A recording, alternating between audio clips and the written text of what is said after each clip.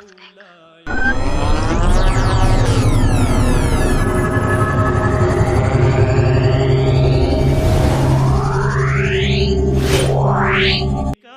اللہ الرحمن الرحیم۔ جو لوگ رشتوں کی وجہ سے پریشان رہتے ہیں، ان کے رشتے نہیں آتے، رشتے نہیں ہوتے، وہ ڈھونگی بابو کے پاس جاتے ہیں، ڈھونگی پیرو کے پاس جاتے ہیں، جو اپنی دکانیں چمکائے بیٹھے ہیں اور آپ کے ایمانوں کو خراب کرتے ہیں۔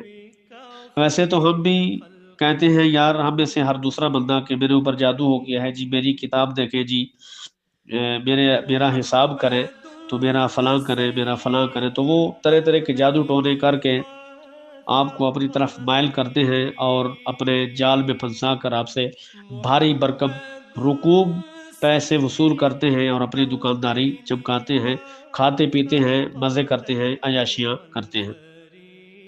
تو ڈھونگی بابو سے بچنے کے لیے آپ کا کام انشاءاللہ تعالی گھر بیٹھے ہی ہو جائے گا۔ آپ گھر میں بیٹھ کر قرآن مجید سے اپنا جو ہے وہ اس کو وسیلہ بنا کر اس سے آپ فیض حاصل کر سکتے ہیں۔ تو انشاءاللہ تعالی جتنا یقین کامل ہوگا اتنا انشاءاللہ اللہ آپ کو کامیابیاں ہی کامیابیاں عطا فرمائے گا۔ تو سورہ رحمان پارہ نمبر 27واں، سورۃ الرحمن مشہور و معروف سورت ہے۔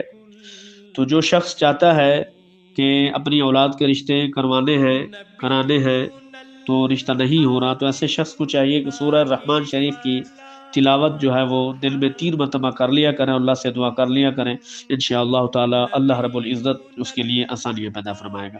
ویسے بھی نبی عالم صلی اللہ علیہ وآلہ وسلم نے ارشاد فرما رکھا ہے، حضرت علی سے مروی ہے، لِكُلِّ شَيْءٍ عُرُوسٌ وَعُرُوسُ الْقُرْآنِ الرحمن، یعنی ہر چیز کے لیے ایک دلہن ہوتی ہے اور قرآن کی جو دلہن ہے وہ سورہ الرحمن ہے۔ تو ثابت یہ ہوا کہ حضور نے قرآن مجید کی دلہن جو ہے وہ سورہ الرحمن کو قرار دیا ہے۔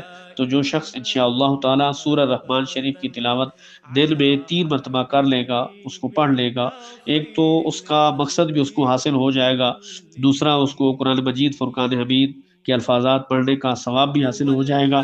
تو دیکھیے کتنے اس کے فائدے ہی فائدے ہیں۔ تو انشاءاللہ تعالی آپ اس سے پڑھیے اور ثواب بھی کمائیے اور ساتھ اپنا کام بھی کروائیے۔ تو جتنا یقین کامل ہوگا اتنا ہی اللہ کی جانب سے آپ کو انشاءاللہ تعالی کامیابیوں کے دروازے آپ کے لیے کھل جائیں گے۔